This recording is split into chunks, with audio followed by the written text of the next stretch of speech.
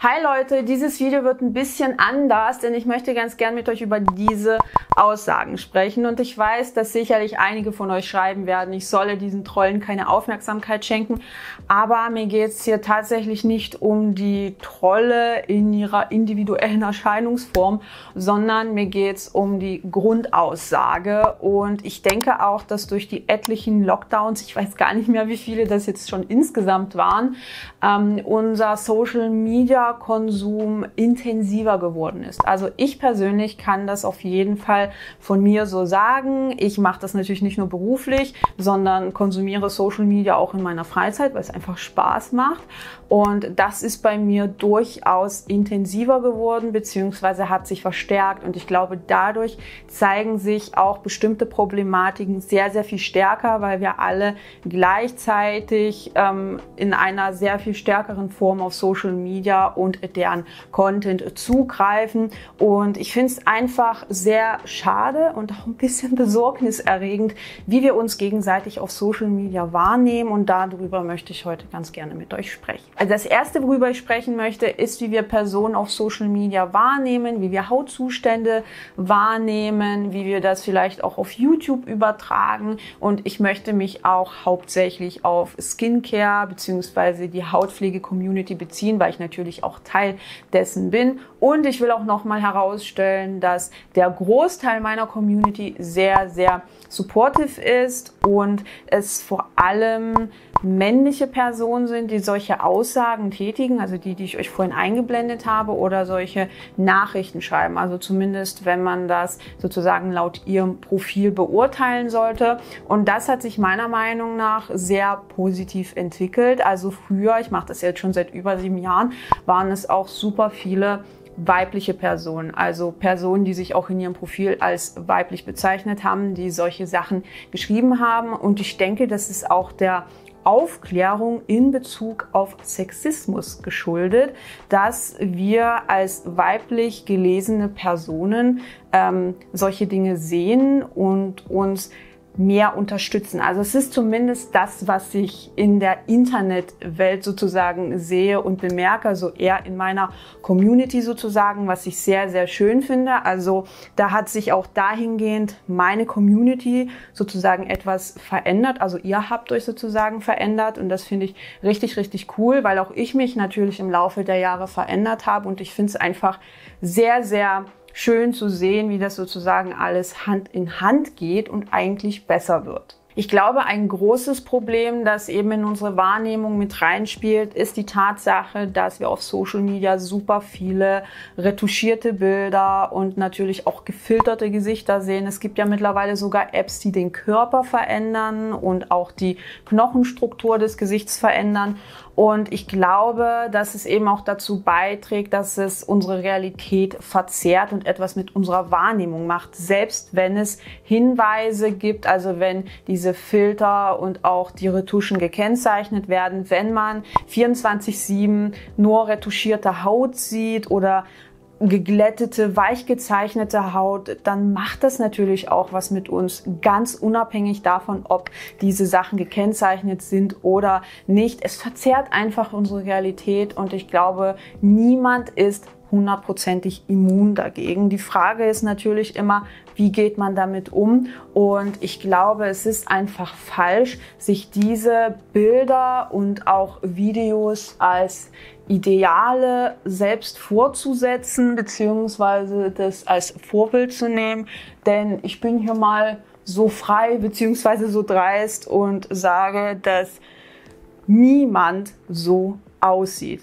Also niemand hat eine Haut, die wie Wand aussieht, also die wirklich wie Ton aussieht, der gerade auf irgendeine Platte gestrichen wurde und ausgebreitet wurde. Ich glaube, so sieht einfach kein Mensch in der Realität aus. Also ihr könnt mir gerne jemanden zeigen, der so aussieht, aber ich habe bisher keinen einzigen Menschen getroffen, der so eine Haut hat. Denn Haut kann sichtbare Poren haben, Haut kann Textur haben, Haut kann Rötungen haben, Härchen, Pickelmale, Pigmentflecken, Entzündungen und vieles, vieles mehr. Ganz oft wissen wir eben auch gar nicht, in welcher Phase sich eine Person gerade befindet. Und manchmal sind es eben auch irgendwelche gesundheitlichen Gründe, die den Hautzustand sozusagen verändern.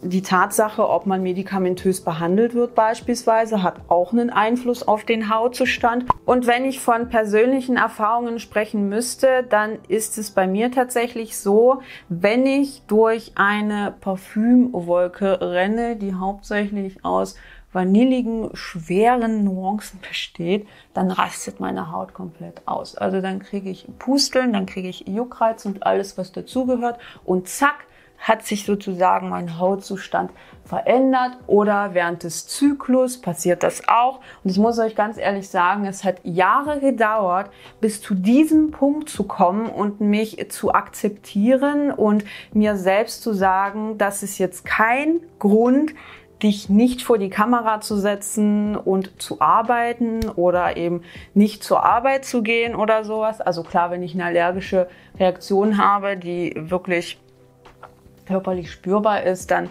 gehe ich zum Arzt. Aber wenn ich zum Beispiel während meines Zyklus Pickel bekomme, dann rufe ich nicht bei meiner Chefin an oder habe nicht bei meiner Chefin angerufen und gesagt, jo, ich kann heute nicht zur Arbeit kommen, weil ich habe da einige Pickel auf meiner Haut und fühle mich damit nicht wohl.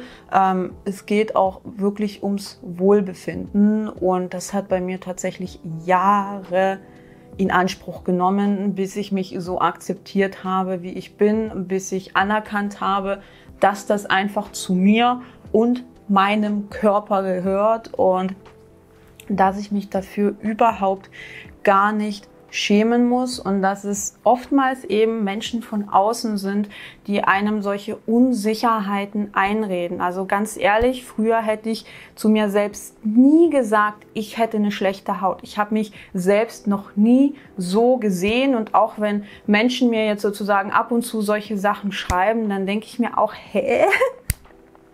Sehe ich gar nicht, dass ich so eine schlechte Haut haben soll. Und das finde ich einfach super, super schade, dass dieser Druck oftmals von außen kommt und einem selbst sozusagen eingeredet wird. Und das ist auch ein Grund, warum es beispielsweise von mir als Person teilweise gar keine Fotos gibt aus bestimmten Phasen sozusagen oder in bestimmten Phasen, weil ich mich so sehr für meine Haut und mein Äußeres geschämt habe, dass ich einfach nicht wollte, dass man mich fotografiert. Das muss man sich einfach mal vorstellen, und es macht mich traurig zu sehen, wie das jetzt sozusagen auf Social Media gehandhabt wird, dass wir uns diese gefilterten Aufnahmen und retuschierten Fotos als Vorbilder nehmen, obwohl sie wirklich unerreichbar sind, sogar für Menschen, die super, super viel Geld haben. Und klar gibt es Tage, an denen ich unzufrieden mit mir selbst bin, aber ich glaube, das gehört zum Menschsein dazu. Nur ich hasse mich nicht mehr dafür. Und das war wirklich ein langwieriger Prozess, für den ich mir auch Hilfe gesucht habe. Denn auch die mentale Gesundheit spielt natürlich in Bezug auf das Wohlbefinden eine große Rolle. Und natürlich habe ich auch irgendwann angefangen, mich mit Hautpflege, mit kosmetischen Mitteln auseinanderzusetzen, weil ich gemerkt habe, ich möchte etwas für mein Wohlbefinden tun. Ich möchte etwas für mich tun. Ich möchte etwas für mich selbst verbessern. Und deswegen habe ich vor über 10 Jahren angefangen, mich damit zu beschäftigen. Und ich denke auch, dass ich selbst am allerbesten weiß, wie ich vorher aussah oder wie ich mich vorher gefühlt habe im Vergleich zu heute.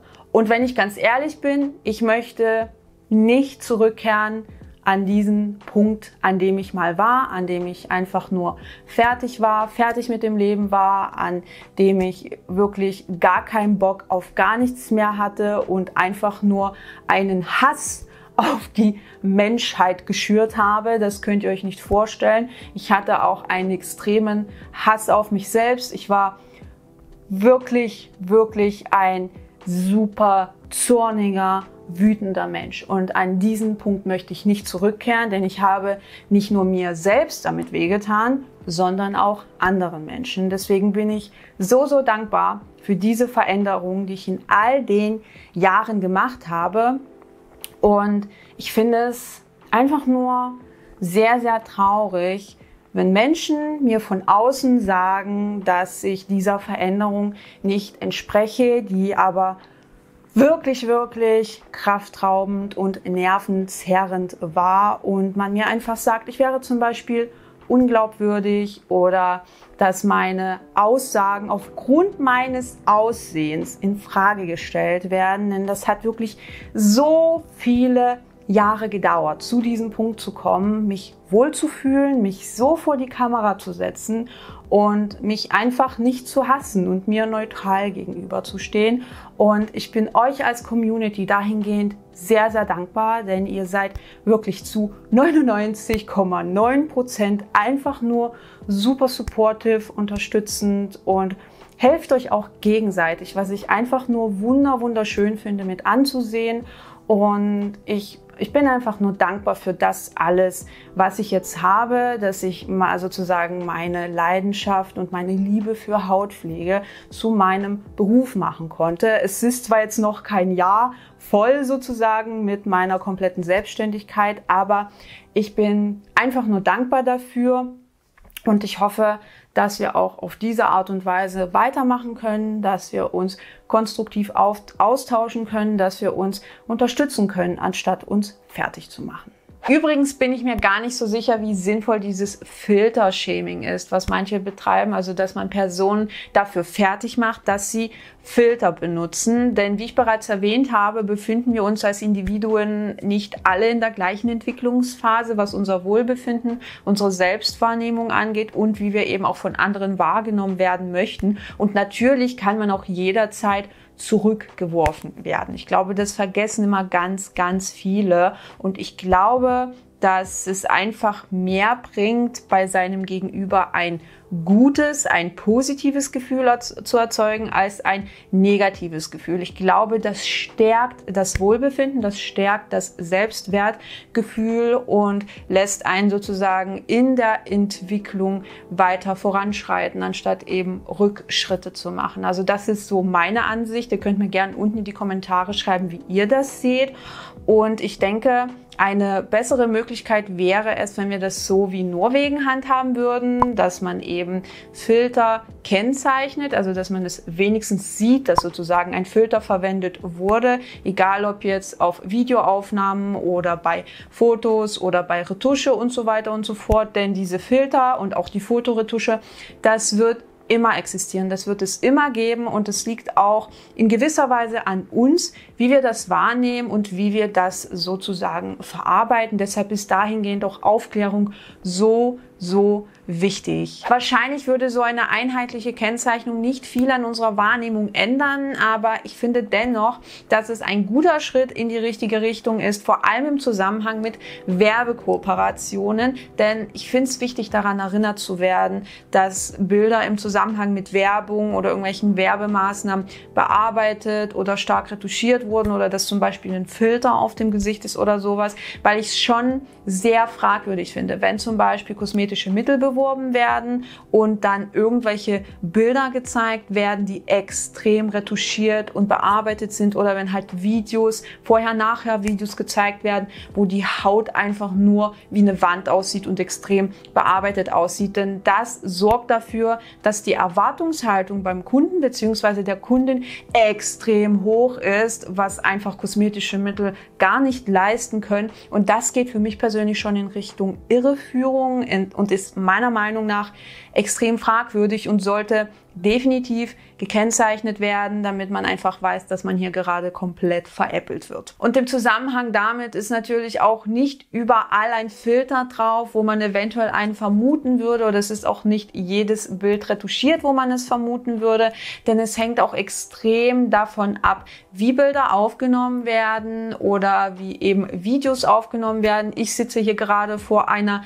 4K-Kamera und die macht wirklich sehr, sehr scharfe Aufnahmen Videoaufnahmen eigentlich so scharf, dass man es mit seinem eigenen Auge auf diese Entfernung gar nicht mehr so scharf wahrnehmen würde. Ich habe hier 2 Studiolichter, die sozusagen mein Gesicht und alles komplett ausleuchten. Aber wenn ich jetzt beispielsweise mit meinem Handy mit der Frontkamera bei Tageslicht filme, dann sieht das komplett anders aus. Oder wenn ich dann auf die Rückkamera wechsle, sieht das schon wieder komplett anders aus. Das muss man definitiv bei der Beurteilung von Fotos oder irgendwelchen Videoaufnahmen bedenken. Und wenn ich jetzt zum Beispiel auf Instagram in meiner Insta-Story mit der Frontkamera filme, dann sieht das schon wieder komplett anders aus. Also das muss man definitiv im Hinterkopf behalten. Es ist nicht überall ein Filter versteckt, wo man das jetzt eventuell denkt oder irgendein Foto extrem retuschiert. Ein passender Schlusssatz fällt mir jetzt leider nicht ein, aber ich hoffe dennoch, dass euch das Video gefallen hat. Ich wünsche euch einen wunderschönen Tag und bis bald. Ciao!